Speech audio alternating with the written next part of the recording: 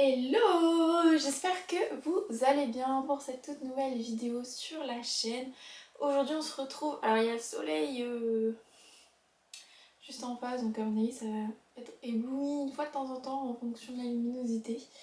Désolée d'avance, mais j'essaie de filmer à la lumière naturelle pour voir un petit peu ce que ça donne et pouvoir proposer quelque chose de plus sympathique visuellement. Donc comme indiqué dans le titre de la vidéo, toujours petit chat qui passe là, qui à mon avis va se poser là. On est aujourd'hui réunis pour les sorties qui me tentent beaucoup là au mois d'avril. Donc j'ai fait une petite sélection, j'ai tout là sur mon PC. Hop.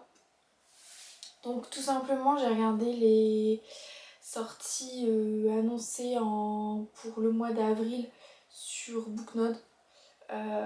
C'est principalement là que je regarde les sorties qui arrivent, qui sont prévues, etc. Donc j'en ai sélectionné quand même quelques-unes, certaines qui pourraient me tenter, mais je sais pas encore trop. Voilà, j'expliquerai peut-être un petit peu au fur et à mesure ce que j'entends par là. Et puis on est parti. Let's go! Donc le premier livre que j'ai sélectionné, donc j'essaierai à chaque fois de mettre l'image, même si j'ai galéré, un peu galéré la dernière fois, c'est Children of the Sun, l'intégrale de Kat Thibault. Est-ce qu'il va dire la maison d'édition? Donc, quand je verrai vraiment quelle maison d'édition c'est, je l'indiquerai. Donc date de sortie le 1er avril, donc à mon avis quand vous voyez la vidéo c'est déjà sorti, je sais pas à quel moment je vais la mettre sur la chaîne.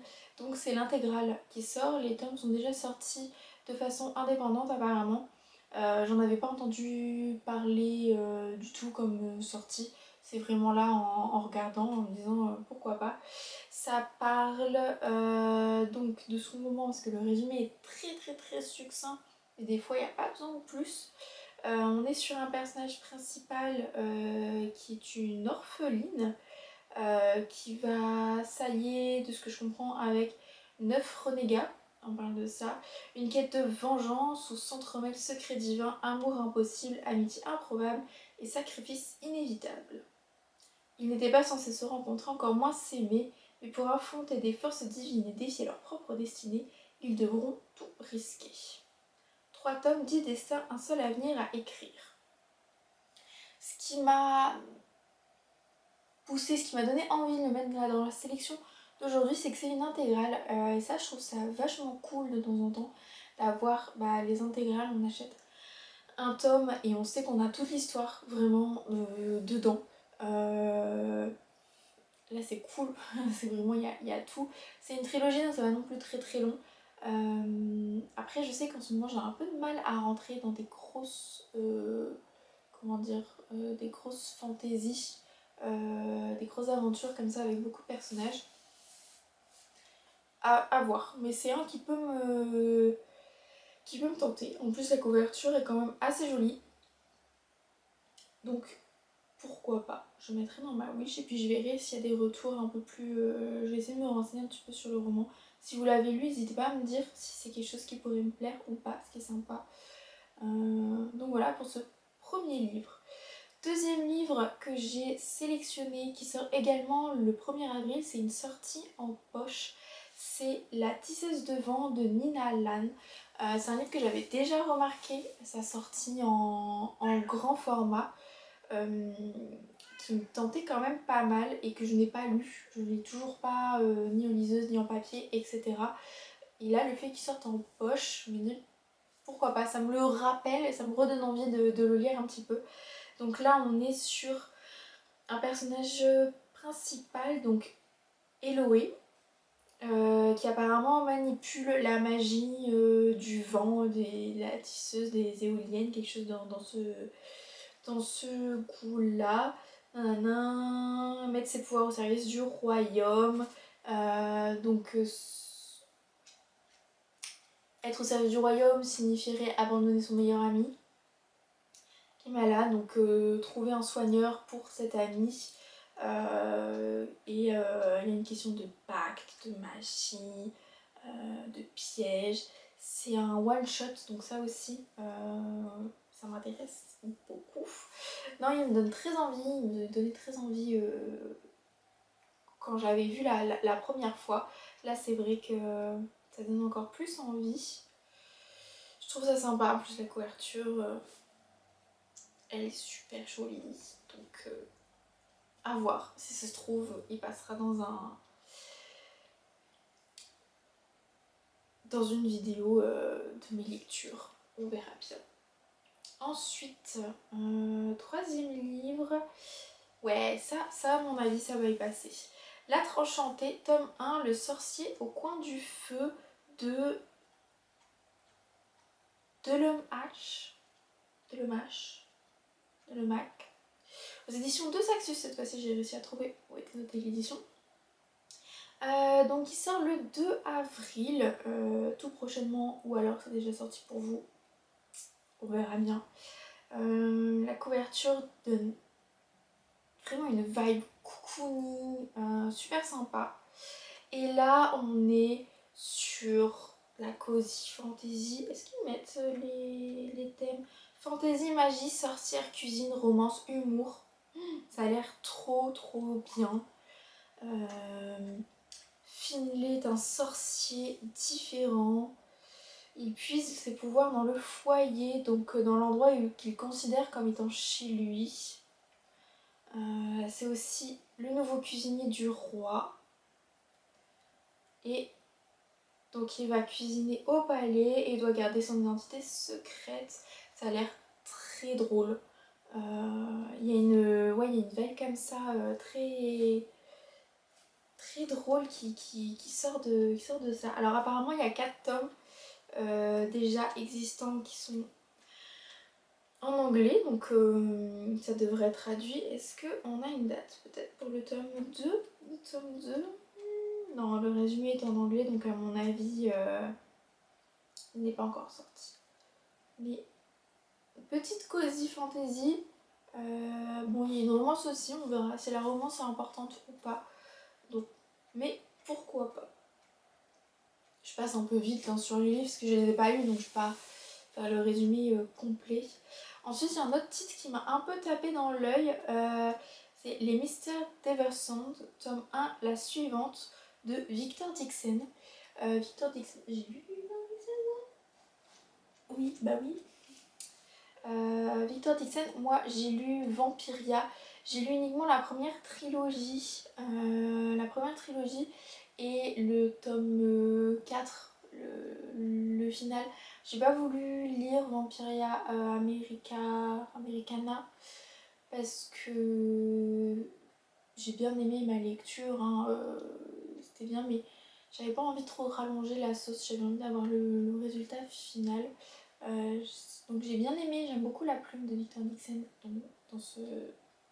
dans Vampiria. À découvrir peut-être dans un autre genre.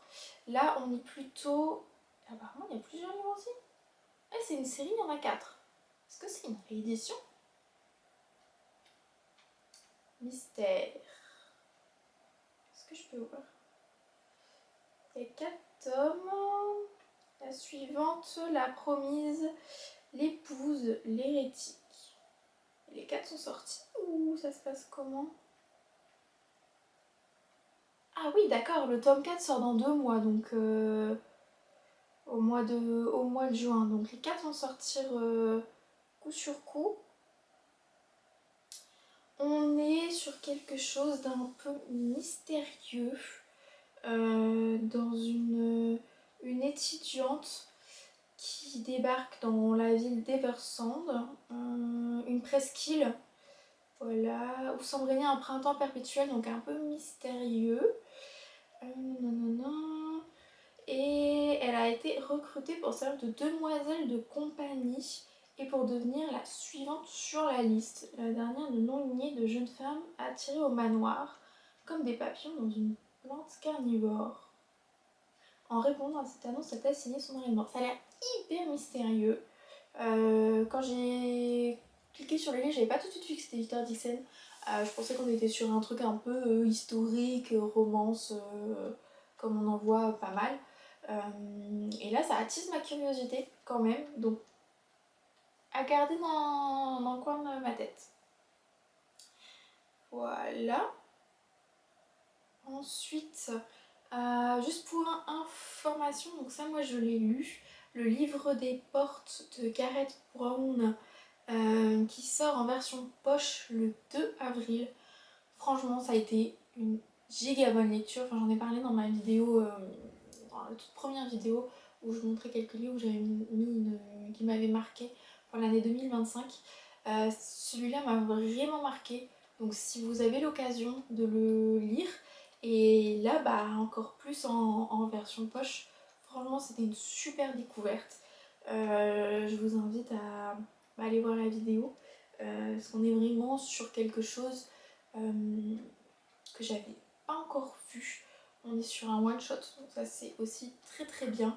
Et une histoire donc des livres magiques qui confèrent à leur possesseur une magie particulière. Donc le livre des portes permet d'ouvrir des portes, le livre de la joie permet d'être heureux, le livre de la chance donne de la chance, le livre de la douleur peut provoquer de la douleur, le livre des illusions peut faire des illusions. Enfin, on a plein de... Ça se déploie comme ça, on ne sait pas combien de livres il y a, où ils sont, etc., qui les a. Et donc il y a toute une communauté qui en a conscience, qui les connaît, qui les partage, qui les vend, mais chacun a le sien entre guillemets. Et on va avoir un personnage un peu plus malfaisant qui va vouloir tous les posséder et tuer pour pouvoir les posséder. Et on suit Cassie qui devient propriétaire du livre des portes complètement par hasard et qui se retrouve embarquée là-dedans. Donc c'était vraiment une super découverte. Moi je vous encourage à lire ce livre-là, donc qui arrive en version poche, qui était super bien. Ensuite, j'ai sélectionné le manuscrit des mots d'interdit de Louise Fane, édition Hauteville, j'ai l'impression, et qui sort le 8 avril également. Ça a l'air d'être quelque chose, alors on nous dit fiction historique, 16e siècle, censure, 20e siècle, double temporalité. Donc là, de ce que j'ai compris, on va suivre deux femmes différentes, une en 1552 et une en 1952, donc à 400 ans d'écart. Et donc la première, l'imprimerie commence à apparaître et on va suivre une ancienne nonne qui arrive avec son manuscrit et sa nonne se présente, l'atelier à célèbre imprimeuse, les deux femmes ne pas se comprendre. Et 4 siècles plus tard, donc en 1952, une femme au foyer, un vieux manuscrit refait surface et elle se retrouve happée dans un engrenage dangereux. Des ruelles de Paris aux banlieues de New York, alors que 4 siècles les séparent, Millie, Lisbeth et Charlotte en poursuivent 3 femmes, se heurtent à une réalité où les idées font peur et où tout est mis en œuvre pour les réduire au silence. Ça a l'air tentant, la double temporalité comme ça, le fait de suivre des femmes à des époques différentes sur un même thème, à mon avis on va suivre comment le livre est réapparu. Ça a l'air hyper intéressant. Moi je pense que je vais le mettre dans ma wishlist. Ça. Autre livre, Ariane de Jennifer Saint, je sais pas comment le prononce, donc comment on le prononce, aux éditions Sabran, qui sort en version poche le 9 avril. Donc moi je l'ai lu sur liseuse également. J'avais ultra apprécié ma lecture, j'avais été très très étonnée de la tournure du livre. On suit en fait Ariane donc, dans la mythologie grecque avec donc la fille du roi Minos à Athènes et Thésée. Donc c'est si vous pour visualiser à peu près Dans le mythe du Minotaure, on a Thésée qui va aller dans le labyrinthe et qui en ressort grâce au fil d'Ariane. Et là, en fait, on va suivre l'histoire d'Ariane parce qu'à part ça, on ne sait rien d'elle. On va se rendre compte Thésée n'est peut-être pas si gentille que ça. Oui, non, peut-être. Mais ça avait été une super lecture. Ça fait 2 ans, je crois, que j'ai lu. Ça fait un moment, hein, une très très bonne année que j'ai lu. Donc, j'ai plus trop de souvenirs, mais je me souviens que j'avais été bluffée de la lecture. Dans le même genre, j'ai repéré le premier tome de Goddesses of the Underworld, le tome 1, donc Hécate la sorcière, de Nikita Gill, qui sort le 15 avril. Et là, pareil, à mon avis, on va être sur le point de vue féminin qui va retracer l'histoire de ce personnage mythique. Et Kat, c'est la première sorcière. Donc savoir un petit peu son rôle dans l'Olympe, etc. Ça m'a l'air... On me dit comme thème principaux magie, mythologie grecque, déesse et Kat. Je pense qu'il n'y a pas besoin d'en savoir beaucoup plus. Ça peut être très intéressant d'avoir le point de vue de ce personnage-là. C'est vrai que Hécate est toujours un peu un personnage. Quand on a des romans centrés sur la mythologie, elle est vite fait évoquée. On sait qu'elle existe, on sait qu'elle a eu un rôle important, qu'elle est puissante, etc. Mais on n'a pas son point de vue à elle, on ne sait pas qui elle est, ce qu'elle fait. Donc moi je suis curieuse et à suivre peut-être cette saga. Le 15 avril sort également le tome 2 de L'oiseau sur le trône de chêne. Non, le tome 2 du Le chêne et le ouf, L'oiseau sur le trône de chêne. Le tome 1 me devait donner vachement envie quand je l'avais vu sorti. Maintenant, là, le fait de voir que le tome 2 sort, ça remet un sou dans la machine, comme on dit. Conte de la Belle et la Bête revisité. Je pense qu'on va avoir une romance. C'est la fantaisie urbaine. Ce roman sombre et piquant dit que c'est parfait pour les fans de Willy Schwab. Donc une voleuse qui se retrouve piégée dans une bibliothèque avec un monstre. Donc en s'introduisant chez elle, elle a rompu un traité entre monstres et humains. Le lieu de la mettre à mort, elle va devoir dérober un artefact pour lui. Ça me donne envie. Et ouais, le fait que le tome 2 soit sorti, ça me donne encore plus envie. À voir. Et d'ailleurs, le tome 1 sort en poche le 15 avril aussi, à la même date. Donc c'est pratique. Si je le lis, je pense que je le lirai peut-être sur liseuse. Je disais tout à l'heure qu'on allait reparler de Garrett Brown, donc le livre des portes. Son nouveau roman sort le 16 avril, c'est La Société des objets magiques. Et ça, pareil, ça a l'air bien cool. Ça a l'air d'être un peu dans la même vibe de les livres ont un côté magique qui permet de faire des choses. Et là, c'est avec des objets. Donc les membres de 4 familles se réunissent dans la cave d'une librairie pour préserver des objets dotés de pouvoirs surnaturels et protéger le monde de leur magie. Un nouvel artefact a été signalé, a été envoyé. Voilà, ça va être quête d'objets magiques si on est dans la même vibe que le livre des portes. Et en plus, la page, la couverture fait un peu penser aussi à la couverture du livre des portes. On a la même patte graphique un peu. Donc ça, c'est sûr que je vais le lire. Je vais me voir comment je me le procure, mais je suis bien sûre de le lire. Ça a l'air très sympa. Ensuite, on est bien bientôt à la fin, il en reste 4 à présenter. Le 17 avril sort en format poche le premier tome de The Rhinus Love Trilogy. Je sais pas pour les anglais. Butcher and Blackbird, donc ce fameux livre là ou là, je sais pas où je vais le mettre. Donc ça sort en poche, c'est aussi une trilogie, alors c'est bizarre, une trilogie mais il y a 4 livres qui existent, donc voilà. mais c'est la fameuse romance serial killer. On a vu beaucoup passer. À chaque tome qui sort, on voit énormément passer, que je n'ai pas lu, parce que c'est vrai que romance, moi je me mets un petit peu, j'aime bien en ce moment. Est-ce qu'une romance avec des serial killers m'intéresse, me tente? Est-ce que c'est fait pour moi? Je ne sais pas. Ça a l'air quand même drôle. Pourquoi pas?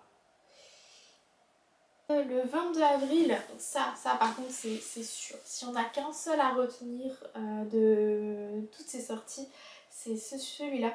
Le 22 avril sort le tome 3 de Assistant to the Villain, Accomplice to the Villain. Donc ça j'ai trop hâte parce que j'ai ultra aimé lire les 2 premiers tomes. Je les ai lus cet été je crois. Et ouais, enfin c'est super bien. On est vraiment... Déjà l'écriture est très fluide, on est bien immergé dedans. Tous les personnages sont intéressants, que ce soit les personnages principaux, secondaires. La fantaisie est très bien amenée, on est vraiment dans l'univers. C'est drôle comme pas possible. Enfin, moi je suis ultra fan. Donc le tome 3 sort. J'ai très hâte. J'avais lu les 2 premiers presque coup sur coup, je pense. Tellement j'avais aimé le tome 1, j'avais enchaîné avec le tome 2. C'est ultra dur de pas avoir la suite. Je me souviens plus du plot twist à la fin, mais je vais vite m'en souvenir, je pense. Et ensuite, je voulais parler... Ouais, j'ai vu donc Accidental White, tome 1, Les Dames du Hasard, qui sort le 22 avril par Eloisa James aux éditions J'ai Lu. Ça a l'air d'être un petit truc sympa dans la vibe Bridgerton. Un vicomte qui était promis à une jeune femme, mais elle s'est enfuie avec un autre. Du coup, il doit trouver un nouveau parti et il va se rabattre sur la sœur de sa fiancée. Et donc elle... Et on va avoir le point de vue aussi de celle qui s'enfuit, j'ai l'impression. Elle prétend être une domestique et elle tombe amoureuse du propriétaire du château. Ça a l'air bien, hein. Enfin, ça a l'air de changer un peu. J'aime bien les romans, j'ai lu les Bridgerton et la chronique de Rokesby. De temps en temps, c'est sympa avoir une petite romance historique comme ça, moi j'aime bien. Et là, c'est une nouvelle, donc à tester pour voir si c'est bien. Dernier livre dont je voulais vous parler, donc le 23 avril sort Vampiria America, le premier tome, Le Tombeau délicieux en version poche. Comme je vous ai dit, moi de Victor Dixon, j'ai lu la trilogie d'origine et j'ai lu le dernier, celui qui clôture tout, qu'on pouvait lire soit tout de suite après la première trilogie, soit après les Americana. Non, America. Vampiria America, je raconte n'importe quoi. Donc, je sais pas si j'ai envie de les lire. Franchement, j'ai un peu la flemme de me pencher là-dedans, sachant qu'on n'a pas le point de vue de Jeanne dans ces 2 tomes-là. Est-ce que je vais avoir le courage? Dites-moi si ça vous a plu ou pas, si ça vaut le coup de les lire, si on apprend vraiment des choses intéressantes sur l'univers, ou si c'est juste pour allonger un peu la sauce. Donc, on verra bien. En tous les cas, j'espère que cette vidéo vous a plu. Ça fait quand même déjà 27 minutes que je tourne. Non, si, peut-être, je vois pas d'ici. Mais j'aimerais bien peut-être régulièrement faire un petit point. Alors peut-être pas tous les mois. Dans un premier temps, ouais, je pense qu'on va essayer de faire ça tous les mois. Mais après, si j'ai d'autres idées de vidéos, on espacera peut-être vidéos tous les trimestres. L'avantage, c'est que là, je le fais, on est le 30 mars pour le mois d'avril. Donc là, je sais que tous les livres d'avril sont sortis. Mais si je fais pour le mois de juin au mois de mars, je pense qu'on n'a pas toutes les sorties, pas toutes les dates. Donc je risque de zapper des choses. Voilà, je vous ai présenté pas forcément ce que j'ai vraiment envie de lire. Certains qui sortent en poche comme je l'ai lu pour rajouter une couche un peu, vous donner envie de les lire. Et puis d'autres que vous me motiviez si ça... Ils m'ont un peu tapé dans l'œil comme ça. Est-ce que ça vaut le coup que je les lise ou pas? Je vous laisse me dire tout ça en commentaire. On se retrouve la prochaine fois, tout bientôt, pour une prochaine vidéo. Allez, ciao ciao!